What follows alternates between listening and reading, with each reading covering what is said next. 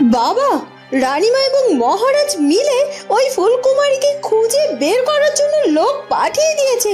এখন যদি সত্যি সত্যি ফুলকুমারীকে সে খুঁজে পেয়ে যায়, তাহলে ওই ফুলকুমারী আবারও ওই রাজপ্রাসাদে ফিরে আসবে। তখন তখন আমার কি হবে বলতে পারো তুমি বাবা? তখনই প্রহরী সেখানে তাকিয়ে দেখতে পায় সেখানে কিছু একটা চকচক করছে আর কিছু রক্তের দাগও লেগে রয়েছে।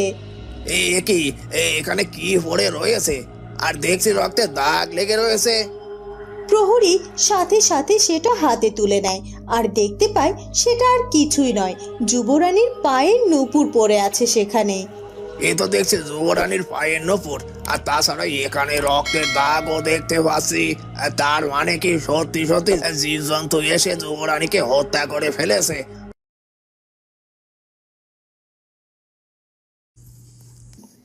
উর্মিমালা রাজকুমার চন্দ্রের প্রাসাদ ত্যাগ করার কথা শুনে তাড়াতাড়ি করে রাজপ্রাসাদে এসে হাজির হয়।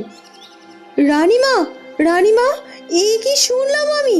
রাজকুমার চন্দ্র নাকি রাজপ্রাসাদ থেকে অন্য কোনো রাজ্যে গিয়েছে? হ্যাঁ উর্মিমালা, আসলে রাজকুমার প্রতাপকে পেয়ে বেশ অনেকটা স্বাভাবিক হয়ে গিয়েছিল। তাই আমি ভাবলাম রাজকুমার চন্দ্র যদি রাজকুমার প্রতাপের সঙ্গে গিয়ে তার রাজ্যে কিছুদিন থাকে, তাহলে রাজকুমার চন্দ্র আবার আগের মতো পরিপূর্ণ স্বাভাবিক হয়ে যেতে পারবে। কিন্তু রানীমা, রাজকুমার না থাকলে যে আমার একেবারেই ভালো লাগে না। এ কটা দিন আমি রাজকুমারকে ছাড়া কি করে কাটাবো বলতে পারেন? উর্মিমালা, তুমি আমার রাজকুমার চন্দ্রকে ভীষণ ভালোবাসো, তাই না? হ্যাঁ রানীমা, ভালোবাসি, ভীষণ ভালোবাসি। আর তাই তো সে ফুলকুমারীকে বিয়ে করার পরও আমি তাকে কিছুতেই বলতে পারিনি। উর্মিমালা, তুমি মন খারাপ করো না। এবার রাজপুত্র ফিরে এলে রাজপুত্রের সাথে তোমার বিয়েটা সেরে ফেলবো, আর আমি নিজের দায়িত্ব নিয়ে রাজকুমারকে বিয়ের জন্য রাজি করাবো, যেভাবেই হোক। সত্যি সত্যি বলছেন রানীমা? হ্যাঁ হ্যাঁ, আমি সত্যি বলছি। আর তাই তুমি নিজে রাজকুমারের সাথে বিয়ের ব্যাপারে মনে মনে প্রস্তুত হয়ে নাও। একটা একটা দিন করে দিন পেরিয়ে যাচ্ছে, কিন্তু আমি কোনোভাবেই এই জাদু আয়না থেকে মুক্ত হতে পারছি না। আমি যে এখানে বন্দি হয়ে গেছি, কিন্তু এভাবে বন্দি হয়ে থাকলে যে আমি কিছুতেই আমার বোনটাকে সাহায্য করতে পারবো না। আমি বুঝতে পারছি আমার বোনটা মহা বিপদে আছে, ওর কাছে যে আমাকে যেতেই হবে। কিন্তু কি করে আমি যাব? আমি তো বন্দি হয়ে আছি। কেউ কি নেই? কেউ কি আমার কথা শুনতে পাচ্ছ না? আমাকে রক্ষা করো, আমাকে রক্ষা করো। হে বিধাতা, কেউ কি নেই আমাকে রক্ষা করার মতো? আমাকে সাহায্য করো, আমাকে এই বন্দিকৃত আয়না থেকে মুক্ত করার মতো তুমি কাউকে পাঠিয়ে দাও বিধাতা। এ কথা বলে ফুলপরি বড্ড কাঁদতে থাকে। ওদিকে রাজকুমার প্রতাপের সাথে রাজকুমার চন্দ্র তার প্রাসাদে গিয়ে হাজির হয়। এ কি রাজকুমার চন্দ্র, তুমি এসেছো? আমি খুশি হয়েছি বাবা। কতদিন বাদে তুমি আবার আমাদের প্রাসাদে এলে। এবার কিন্তু বেশ কিছুদিন থেকে যেতে হবে। হ্যাঁ রানীমা, আমি এখানে সত্যি কটা দিন থাকতে চাই, কারণ আমি যদি এখানে না থাকি তাহলে তাহলে তাকে খুঁজে পাবো কি করে বলুন? এ কি বাবা, তুমি কাকে খুঁজে পাওয়ার কথা বলছো? আর তাছাড়া তোমার মুখখানা এমন মলিন দেখাচ্ছে কেন? কি হয়েছে কি রাজকুমার চন্দ্র? তোমার শরীর ঠিক আছে তো? এর আগে তো কখনো তোমায় এমন মনমরা অবস্থায় দেখিনি। মা, তুমিও না, ওসব কিছু না। আসলে অনেকটা পথ পেরিয়ে আমরা এসেছি তো, তাই আমরা দুজনে বড্ড ক্লান্ত। এই জন্য রাজকুমার চন্দ্রকুমারের মুখখানা শুকনো দেখাচ্ছে। হ্যাঁ হ্যাঁ, সেটাই যাও। রাজকুমার চন্দ্র, তুমি আর প্রতাপ হাত মুখ ধুয়ে নাও, আমি তোমাদের খাবারের ব্যবস্থা করছি। আর হ্যাঁ প্রতাপ, রাজকুমারকে তুমি অতিথিশালার কক্ষটা দেখিয়ে দাও। এ কথা বলে রানীমা সেখান থেকে চলে যায়। আর রাজকুমার প্রতাপ এগিয়ে যেতে থাকে, কিন্তু রাজকুমার চন্দ্র প্রাসাদের ভেতরে প্রবেশ না করে আবারও প্রাসাদ থেকে বেরিয়ে যায়। দিদি, আমি রাজপ্রাসাদে গিয়েছিলাম আর তোমার যা যা কাজ সব সম্পন্ন করেছি, আর রানীমাও ভীষণ খুশি হয়েছে। এখন তোমার শরীরটা কেমন লাগছে দিদি?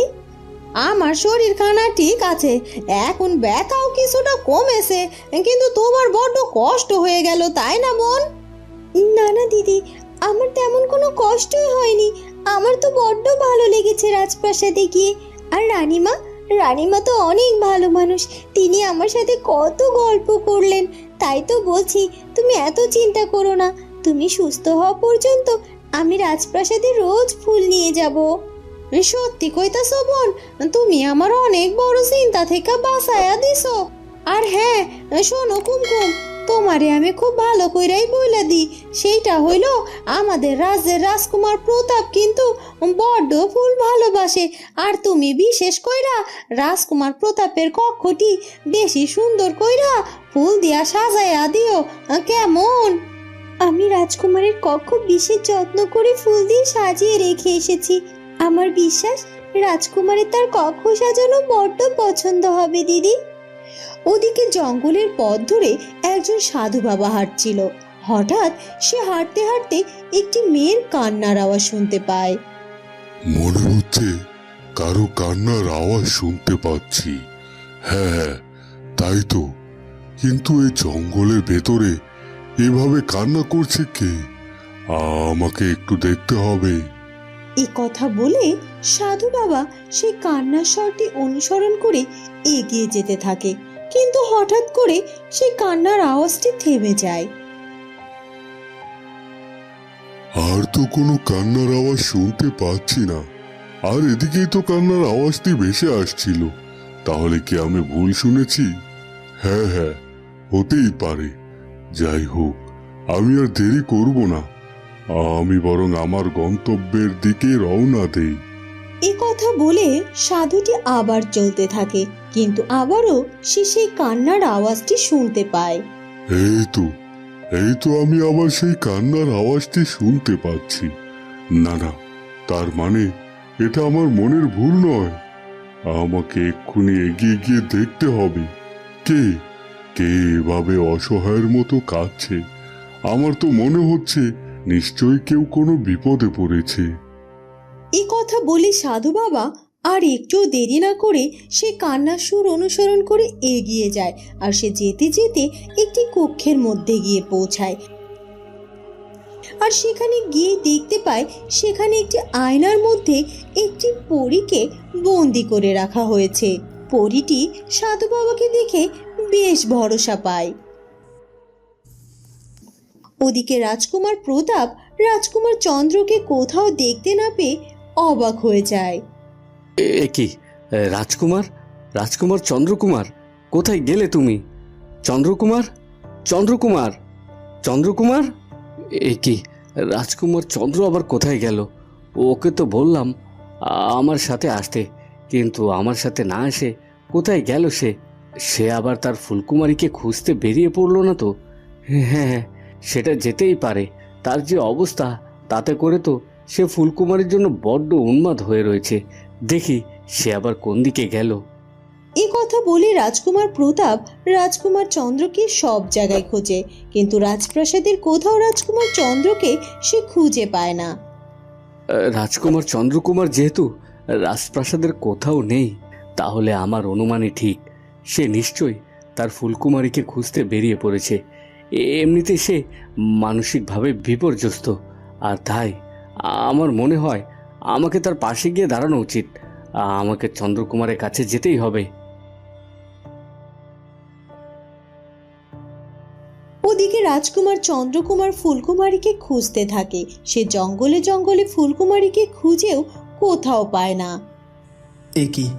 এই রাজ্যের প্রতিটা জঙ্গল খুঁজে দেখলাম, কিন্তু কোথাও তো আমার ফুলকুমারীর দেখা নেই মনে হয়। এবার আমাকে এই রাজ্যের লোকালয়ে গিয়ে আমাকে ফুলকুমারীর খোঁজ করতে হবে। লাগলে এই রাজ্যের প্রতিটা ঘরে ঘরে গিয়ে আমি আমার ফুলকুমারীকে খুঁজব। আমার কেন জানি মনে হচ্ছে হয়তোবা আমার ফুলকুমারীকে আমি এই রাজ্যেই খুঁজে পেয়ে যাব। এ কথা বলে রাজকুমার লোকালয়ের দিকে এগিয়ে যেতে থাকে আর কিছুটা দূর এগিয়ে গিয়ে দেখতে পায় যে জঙ্গলের মধ্যে একটা কুটির। রাজকুমার আর একটু দেরি না করে সেই কুটিরে গিয়ে হাজির হয়। এই বাড়িটিতে গিয়ে আমি আমার ফুলকুমারীকে খোঁজা শুরু করব। আমার মনে হয় আমি নিশ্চয়ই আমার ফুলকুমারীকে এখানে কোথাও খুঁজে পাবো। কেউ কি আছেন? কেউ কি আছেন? আমার কথা কি শুনতে পাচ্ছেন? দিদি, মনে হচ্ছে বাইরে কেউ একজন এসে ডাকাডাকি করছে। হয়, তাই তো, কিন্তু এই সময় আবার কে আইলো? দিদি, তুমি এখানে বিশ্রাম করো, আমি দেখছি বাইরে কে এলো। তুমি যাইও না, আমি গিয়ে দেখি কে না কে আইছে। তার সামনে এখন তোমাকে যেতে হইব না। এ কথা বলে মালিনীর স্বামী বাইরে বেরিয়ে আসে। এ কি, কেডা আপনি? দেখে তো মনে হয় কোনো রাজ্যের রাজকুমার। আমার এই কুটিরে কেন আইছেন? কি সাহায্য করতে পারি আমি আপনাকে? আমাকে ক্ষমা করবেন, আমি একটি বিশেষ কারণে আপনার কাছে এসেছি। আসলে এখানে একজনকে আমি খুঁজতে এসেছি। আপনি একজনকে খুঁজতে আইছেন, তাও আবার আমার বাড়িতে? তা কাকে খুঁজতে আইছেন? আসলে আমি আমার স্ত্রীকে খুঁজতে এসেছি। আমার স্ত্রী না আমার কাছ থেকে হারিয়ে গেছে, ওকে আমি কোথাও খুঁজে পাচ্ছি না। আচ্ছা, আপনার বাড়িতে কি এমন কোনো অচেনা কেউ এসেছে? বলুন না, সে দেখতে কি খুব সুন্দরী, মায়াবী, আর তার নাম কি ফুলকুমারী? আপনার বাড়িতে কি ফুলকুমারী নামে কেউ এসেছিল? তখনই রাজকুমার প্রতাপ সেখানে এসে হাজির হয়। চন্দ্রকুমার, তুমি এখানে চলে এসেছো তোমার ফুলকুমারীকে খুঁজতে, কিন্তু এখানে তোমার ফুলকুমারী কি করে আসবে? এটা তো মালিনী দিদির বাড়ি। আর তাছাড়া এভাবে তুমি তোমার ফুলকুমারীকে খুঁজে পাবে না। আমি তোমাকে সাহায্য করব তোমার ফুলকুমারীকে খোঁজার জন্য। আর তাছাড়া তোমার শরীরটা এখন ভালো নয়। চলো রাজপ্রাসাদে ফিরে চলো, কাল সকাল সকাল আমরা দুজনে বেরিয়ে পড়ব তোমার ফুলকুমারীকে খোঁজার উদ্দেশ্যে। কিন্তু প্রতাপ, আর কোনো কিন্তু নয়, এখন চলো প্রাসাদে চলো, কাল আমরা তোমার ফুলকুমারীকে খোঁজার উদ্দেশ্যে বের হব। চলো চলো বলছি রাজকুমার চন্দ্রকুমার। এরপর রাজকুমার প্রতাপ রাজকুমার চন্দ্রকে সাথে করে নিয়ে সেখান থেকে চলে যায়। এরপর মালিনীর স্বামীও মালিনীর কক্ষে প্রবেশ করে। এ কি গো, কেডা আইছিল? মনে হইল দুইজন লোকের কথা শুনলাম। হয় হয়, আসলে একজন রাজপুত্র আইছিল, আর তার পরপরই আমাদের রাজপুত্র প্রতাপ আইছিল। সে আইসা বলছিল সে নাকি রাজকুমারের প্রতাপের বন্ধু। জানো, ওই রাজকুমারটা না কাউরে একজন খুঁজতাছিল। তার স্ত্রী নাকি তার কাছ থেকে হারায় গেছে। তার মুখখানা দেখে মায়া হইতাছিল। কি কইতাছো? সাথে আবার রাজকুমার প্রতাপ সিংহ আমাগো বাড়িতে আইছিল, কিন্তু তারে তুমি আমগো ঘরের ভেতর নিয়ে আসলা না কেন? রাজকুমার প্রতাপ তো একটু দেরি না কইরা তার বন্ধুটারে সাথে কইরা নিয়ে তাড়াতাড়ি চইলা গেল। এ কি, তুমি এভাবে আয়নার মধ্যে বন্দি হয়ে গেলে কি করে? সাধু বাবা, আমাকে এক দুষ্টু তান্ত্রিক এইভাবে আয়নার মধ্যে বন্দি করেছে। আমি আপনাকে সবটা খুলে বলছি। এরপর ফুলপরি সাধু বাবাকে সবকিছু খুলে বলে। সবই তো শুনলেন সাধু বাবা, এবার আপনি আমাকে এখান থেকে মুক্ত করার একটা ব্যবস্থা করুন। আমি যে আর পারছি না এভাবে বন্দি হয়ে থাকতে, আমাকে মুক্ত করে দিন। তোমাকে মুক্ত করতে গেলে আমার কিছুটা সময়ের প্রয়োজন। আর হ্যাঁ, আমি কথা দিচ্ছি আমি তোমাকে মুক্ত করে দেব, কিন্তু তার জন্য আমার একটু সাধনার প্রয়োজন। কিন্তু তারপরও তোমাকে একটা কথা বলি, যদিও বা তুমি এখান থেকে মুক্তি পাও, কিন্তু তুমি তোমার কোনো শক্তি ফিরে পাবে না। তোমাকে সাধারণ মানুষের মতো জীবনযাপন করতে হবে। আর এই শর্তে যদি তুমি রাজি হও, তাহলে আমি তোমাকে মুক্ত করব। সাধারণ মানুষের মতো জীবন যাপন করতে হবে আর আমার শক্তি আমার কাছ থেকে চলে যাবে। তবে তাই হোক সাধু বাবা, তারপরও আপনি আমাকে মুক্ত করে দিন, কারণ আমি জানি আমার বোন যে অনেক বড় বিপদে আছে। আমার বোনের পাশে গিয়ে যে আমাকে দাঁড়াতেই হবে। আপনি আমাকে মুক্ত করার ব্যবস্থা করুন।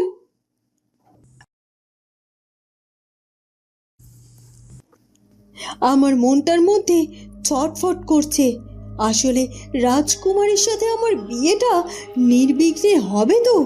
রানীমা যতই বলুক না কেন ওই ফুলকুমারী বেঁচে নেই, কিন্তু আমার মনটার মধ্যে কেমন যেন সন্দেহ হচ্ছে। ওই প্রহরীরা তো ওই ফুলকুমারীর নূপুর উদ্ধার করে নিয়ে এসেছে, আর ওখানে নাকি ফুলকুমারীর শরীরের রক্তের দাগও দেখতে পেয়েছে তারা। আর তাই তারা নিশ্চিতভাবে বলছে ফুলকুমারী নাকি কোনো জীবজন্তুর পেটে গিয়েছে। কিন্তু তারপরও কেন আমার মনের মধ্যে এমন ভয় বাসা বেঁধেছে? বারবার আমার মনে হচ্ছে ওই ফুলকুমারী হয়তো আবার আমার রাজকুমারীর জীবনে ফিরে আসতেই পারে, আর আমার আশা স্বপ্ন আবারও ভেঙে যেতে পারে। কিন্তু এমনটা মনে হওয়ার আমার কারণটা কি, সেটাই তো বুঝতে পারছি না। না না না না না, এতটা ভাববো না আমি। রানীমা যেহেতু আমাকে বলেছে যে রাজকুমারের সাথে আমার তিনি বিয়ে দেবেন, তাহলে অবশ্যই দেবেন। আর যদি এবার কোনো কারণে রাজকুমার আমাকে বিয়ে করতে রাজি না হয়, তাহলে এবার আমাকে যে আমার কাজটাই করতে হবে। এরপর কেটে যায় আরও একটা দিন। সকাল সকাল ফুলকুমারী বেশ কিছু ফুল নিয়ে আবারও রাজপ্রাসাদে এসে হাজির হয়, আর সে রাজকুমারের কক্ষে গিয়ে ফুল দিয়ে সুন্দর করে সাজিয়ে দেয়। এই তো রাজকুমারের কক্ষটা সুন্দরভাবে সাজানো হয়ে গেছে। এবার যাই আমি বরং ফিরে যাই, বড্ড দেরি হয়ে গেছে আজ আমার। তখনই রাজকুমার প্রতাপ সেই কক্ষে এসে হাজির হয়, আর তার চোখের সামনে ফুলকুমারীকে দেখে একেবারেই অবাক হয়ে যায়। সে যাকে এতদিন খুঁজে বেড়াচ্ছিল, সে তার চোখের সামনে তার কক্ষে দাঁড়িয়ে আছে। এটা আমি কি দেখছি? আমি আমি তো আমার নিজের চোখে বিশ্বাস করতে পারছি না। যাকে আমি এতদিন পাগলের মতো খুঁজে বেরিয়েছি, সে কিনা এখন আমার চোখের সামনে দাঁড়িয়ে আছে, আর সে নিজের হাতে আমার কক্ষকে এত সুন্দর করে ফুল দিয়ে সাজিয়েছে। এ কি? এ তো দেখছি সেই রাজপুত্রটা। তার মানে এই রাজপুত্রটার সাথে আমি এতদিন খারাপ ব্যবহার করেছি, তাকে কত জ্ঞান দিয়েছি। আমাকে এক্ষুনি রাজকুমারটার কাছ থেকে ক্ষমা চেয়ে নিতে হবে। রাজকুমার, আমি প্রথমে আপনার কাছে ক্ষমা চেয়ে নিচ্ছি, কারণ আমি আপনাকে না জেনে আপনার সাথে অন্যায় করেছি। সেদিন আপনার শিকার করা থেকে শুরু করে আমার খাদে পড়ে যাওয়ার ঘটনা পর্যন্ত আমি আপনার সাথে একটু খারাপ আচরণ করে ফেলেছি, তাই আমি আপনার কাছে ক্ষমা চাইছি। আমাকে ক্ষমা করে দিবেন। এখন আমি আসি। এ কথা বলে ফুলকুমারী তাড়াতাড়ি করে সেখান থেকে চলে যায়। আর প্রতাপ ফুলকুমারীকে দেখে এতটাই অবাক হয়ে যায় যে ফুলকুমারীকে সামনাসামনি দেখে সে তাকে কিছুই জিজ্ঞাসা করতে পারে না। সে তার মনের কথাও ফুলকুমারীকে বলতে পারে না। সে একেবারেই হতবাক হয়ে শুধুমাত্র দাঁড়িয়ে থাকে। ওই মেয়েটি তো আবার আমার কাছ থেকে চলে যাচ্ছে। না না, এক্ষুনি ওই মেয়েটির কাছে যেতে হবে, আর ওকে আমার মনের কথা খুলে বলতে হবে। এ কথা বলে রাজকুমার প্রতাপ তাড়াতাড়ি করে ঘর থেকে বেরিয়ে আসে। এ কি দাদু ভাই, এভাবে ছুটছ কোথায়? দিদা, আমার পথ ছাড়ো, আমাকে এক্ষুনি যেতে দাও তো। সে যে চলে যাচ্ছে, তার সাথে যে আমাকে কথা বলতেই হবে। এ কি দাদু ভাই, কার সাথে কথা বলবে? আর কেই বা চলে যাচ্ছে, আমাকে কি বলা যায় না? ওই মেয়েটি, যে মেয়েটি আমার রাজপ্রাসাদে ফুল নিয়ে এসেছিল আর আমার কক্ষকে ফুল দিয়ে সাজিয়ে গেল। কিন্তু দাদু ভাই, ওই মেয়েটি তো চলে গেছে। আর তাছাড়া আমি এটা বুঝলাম না, আমার যে দাদু ভাই মেয়েদের কথা শুনলেই রেগে যেত, সে কিনা আজকে একটি মেয়ের ব্যাপারে এতটা উৎসাহিত। দিদা, ও দিদা, ওই মেয়েটি কে বলো তো? ওই মেয়েটি কে? ওই মেয়েটি হলো মালিনীর ছোট বোন কুমকুম। আসলে মালিনীর শরীরটা বড্ড খারাপ।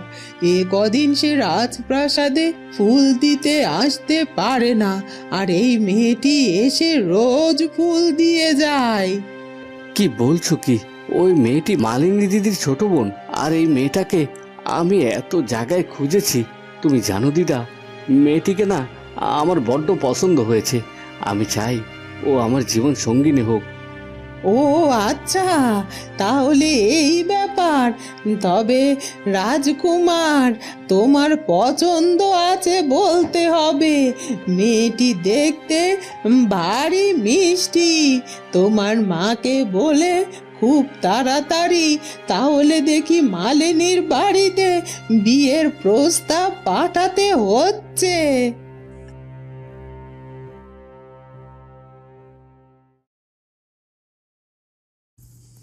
ওদিকে রাজকুমার মন খারাপ করে শুধুমাত্র ফুলকুমারীর কথাই ভেবে যাচ্ছিল আর রাজপ্রাসাদের হাঁটাহাঁটি করছিল।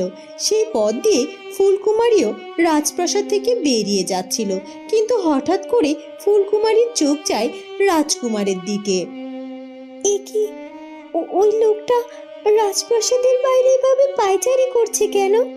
মনে হচ্ছে বড্ড অস্থির হয়ে আছে সে। আর তাছাড়া এনাকে তো রাজপ্রাসাদে আগে কখনো দেখিনি। তাহলে কি মালিনী দিদির বাড়িতে এনেই গিয়েছিল তার হারিয়ে যাওয়া স্ত্রীকে খুঁজতে? হ্যাঁ হ্যাঁ, তাই হবে হয়তো। কিন্তু তখন তার কণ্ঠস্বর শুনে আমার আমার এতটা চেনা চেনা লাগলো কেন? আর তাছাড়া এখন এই লোকটাকে দেখে আমার মনের মধ্যে এমন অনুভূতি কেন হচ্ছে? আমার কেন জানি না মনে হচ্ছে ওই লোকটি যেন আমার কত চেনা, কত আপন। কিন্তু সে তো একটি রাজ্যের রাজকুমার, সে কি করে আমার আপনজন হতে পারে? আচ্ছা, আমি কি ওই রাজকুমারের কাছে যাব? তার কাছে গিয়ে কি আমি একবার জিজ্ঞাসা করব যে তাকে আমার এত চেনা চেনা কেন লাগছে? হ্যাঁ হ্যাঁ, আমি বরং সেটাই করি। আমার মনে হয় আমি তার কাছে গেলে আমার মনের ভেতরে জমে থাকা সব প্রশ্নের উত্তর আমি খুঁজে পেয়ে যাব। বন্ধুরা, তাহলে কি রাজকুমারের সাথে ফুলকুমারীর এবার দেখা হয়ে যাবে? সেটা জানবো আমরা ফুলকুমারী গল্পের পরবর্তী পর্বে। আর আমাদের আজকের পর্বটি ভালো লাগলে অবশ্যই আমাদের চ্যানেলটিকে সাবস্ক্রাইব করে দিও। দেখা হবে পরের পর্বে। ধন্যবাদ।